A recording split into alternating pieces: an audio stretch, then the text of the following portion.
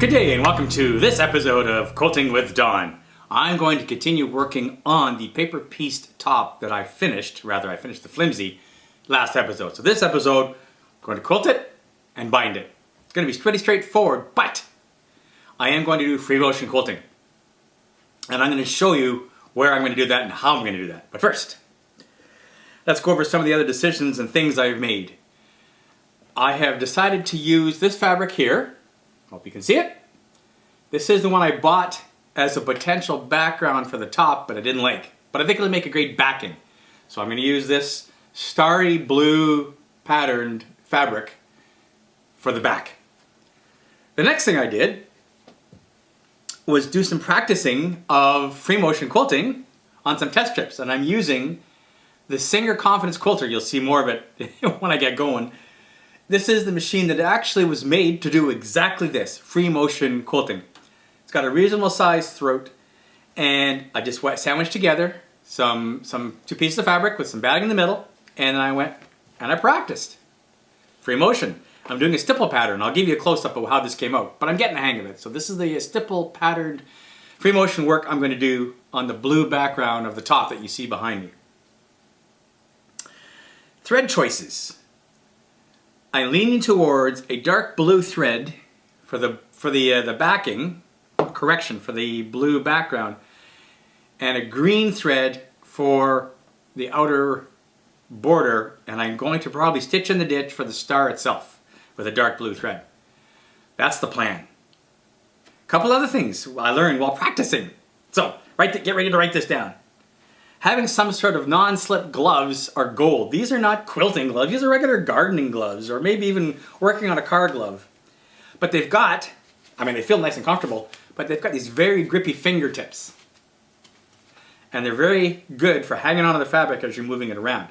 Of course, for the machine here, you set it for free motion, and I've got a free motion foot on it. Again, I'll show you that a bit closer. The other thing I learned, or I acquired from Carolyn, is a very slippery plate that is resting on top of the table for the quilting machine, for the sewing machine. Again, it makes it very easy to slide. This machine also allows you to retract the feed dog, so I did that. So when you're quilting, then it simply becomes a matter of, if you're free motion, using your foot to control the speed of the needle and using your hands to control the speed of the fabric. And it seems to be a fine balancing act, but I'm getting the hang of it. But you may notice something different about me. Yes, this is not a Hawaiian shirt. This is a cycling shirt, as in bicycle. I do a lot of bike riding. And I'm going to do something that I don't usually do, so listen up, if you don't mind. I've signed up for a charity cause to help fight children's cancer. So it's a great cycle challenge, and I'm going to ride 200 kilometers over the course of August, which should be a piece of cake. I've already done 16 kilometers today, so it'll add up. I hope you've enjoyed my videos over the while, because I've never asked for anything. But what I would ask now, if you don't mind, is to take a look at the link below, and if you can see your way to sponsoring me, that'd be very cool. Thank you very much if you do. It's a great cause. All the funds go to an organization that fights and looks for cures for particularly children's cancer. So it is a very touching thing. I signed up with two friends of mine in the neighborhood, and away we go. So have a look at that, and I'd appreciate it if you just think about it. All right, now back to the quilting. So here's the plan. First of all, of course, you hopefully recognize this. This is what I'm going to be quilting. Here are the two practice pieces I did for stippled pattern. So this is one of these. I think this might have been my first one, and this is my second one. So I'm getting the hang of it. I played with a little bit here with other patterns, but bigger stipples, tighter stipples. And I think I'm leaning towards this. And what I plan to do, I'll move these out of the way, is stipple all the blue in here. Okay, I'm going to stipple that. Then I'm going to stitch in the ditch. Actually, first I'll stitch in the ditch for all the points, so they'll pop out a bit. I think I'll use dark blue thread for that. And I'm going to use dark blue thread along this blue background, so you get more of a texture than seeing the stipples outright. The green, I saw a quilt a couple of days ago at a Quilts in the Garden event that I went to with Carolyn, sponsored by the Quilt House Quilters Guild out of Parksville. And I think I'm going to do is straight lines with triangles along here. So I'll put a bit of texture on these points all the way around. And then for the outer ring, I'm just gonna do laps. I'm gonna do laps, so you'll see, circular laps. So it'll just provide a ribbing all around. That is what I plan to do for this baby. I've laid everything out. I've cut, batting, backing, and as you can see here, everything fits. The top fits on the backing and the batting. So I'm just gonna put the top aside for a sec. We're gonna glue baste the backing onto the batting. And I don't know if you can see it here, but I did a Franken batting, as I've done before. I took 2 pieces of batting from Carolyn's used batting stash and sewed them together with a zigzag stitch.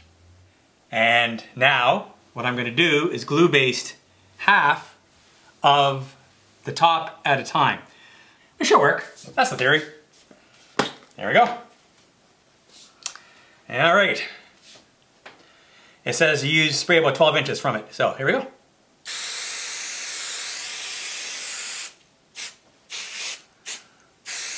Okay. Now, go like this. Da-da-da-da. Nice and reasonable tension. And then we push down. Nice and evenly.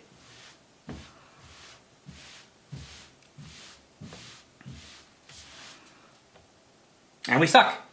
Now I'll rotate and repeat the process.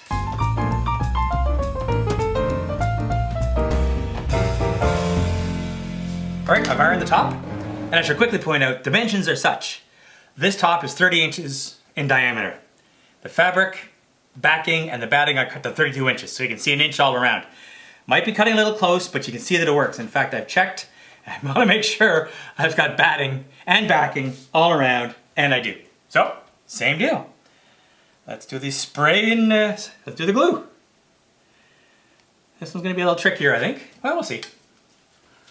I want to make sure I don't get any glue on the top, so I'm going to make sure I cover everything good. There we go. There we go.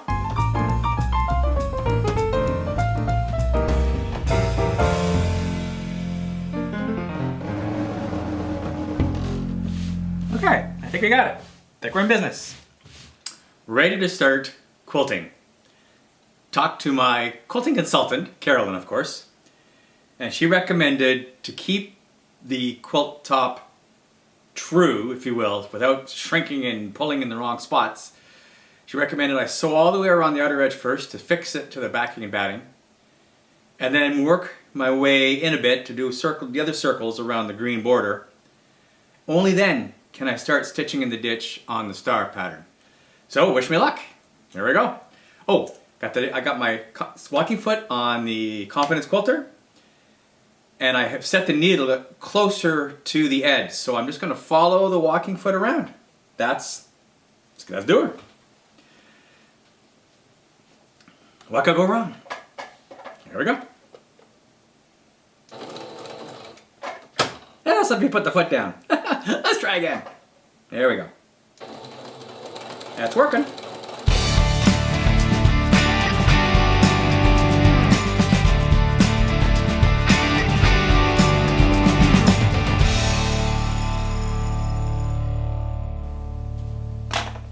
All right, let's see how we did.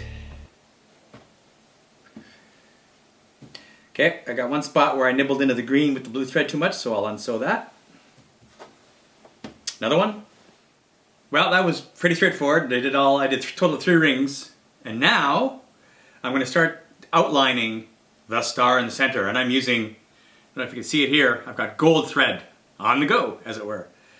So talking to my quilting consultant, this should be straightforward. I'm just going to outline each point. So I'm going to work my way in at the beginning, at the center, and work my way out. So to the purple, then the green, then the red. That's the plan.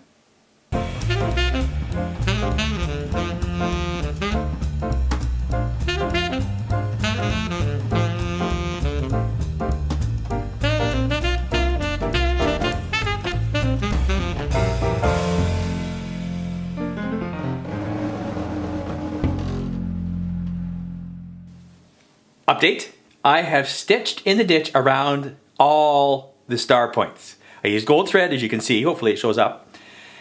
I liked it so much that I wanted the gold to show up a little more and also to cause this point just to pop a bit more as well. So I went around again. So all the points have 2 rows of gold thread, and I did run the risk and I accept it.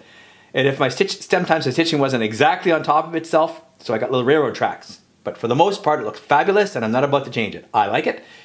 Now I'm going to sew the green triangles. Going to stitch in the ditch and do the jaggy, if you will, of the seam that goes between the 2 sets of triangles. And then what I'm going to do is sew in the triangles. Half triangles? For example, I'm going to go from the point here to the middle of this green, to here, to the next middle, and so on. And then I'll repeat with the darker green. There, to middle, to there, to middle, to there.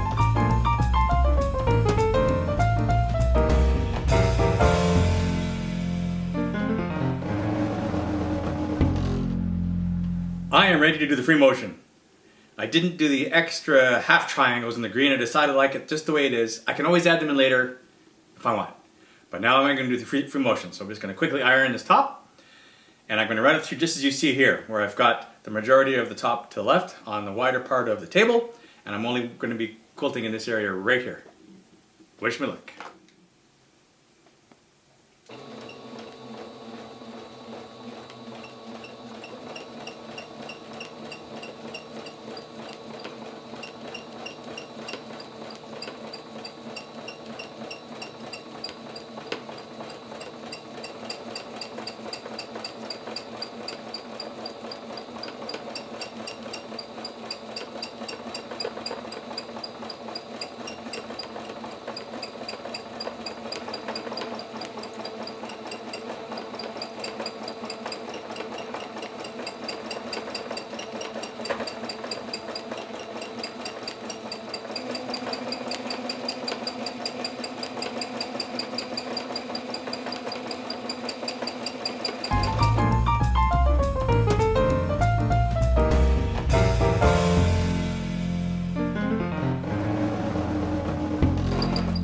How are we doing? Whoa!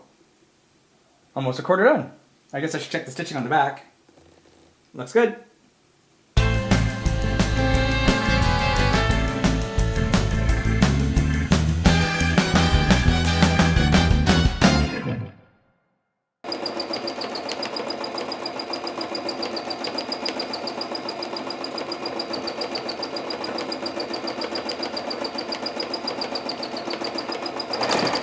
Easy as there.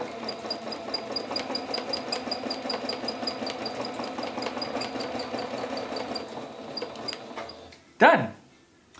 All right, as you can see, I have stippled the blue background. I think it came out really good.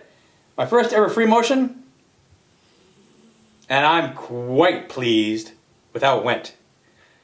And a drum roll, please. The blazing star is done. Well, everything but the binding. But this is what we're going to get for the end of this episode. Let me do a quick zoom in so you can see what I see up close. So you can see I've got the ribs in the outer binding, and I've stitched in the ditch for the green, and I like it. I didn't add any more. And as we move forward, we can see the stippling, the gold outline stars, all the points. And it works. It's gorgeous. I learned a lot doing this. I'm showing you now the quilt top, the quilt head-on. I am going to mount it as a wall hanging, probably putting it on a backing, but I'll get into that in the next episode when I bind it. So this, for all intents and purposes, is what you're going to see. It's gorgeous.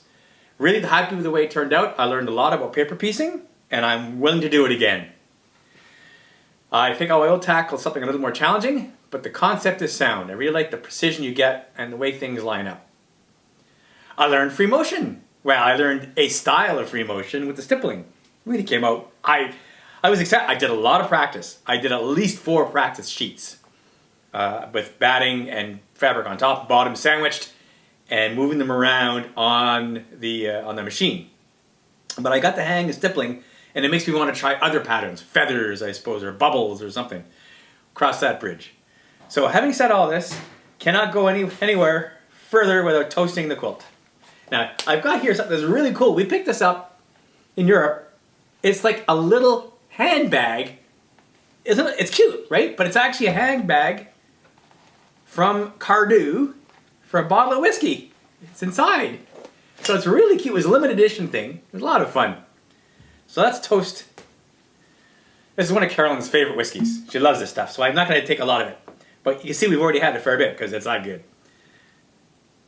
So here's to a successful project. I'm chuffed the way this came out. I love the way this quilt came out. Remember, public service announcement, don't drink and quilt. Don't drink and sew either. But here's to the blazing star. Love it. Cheers.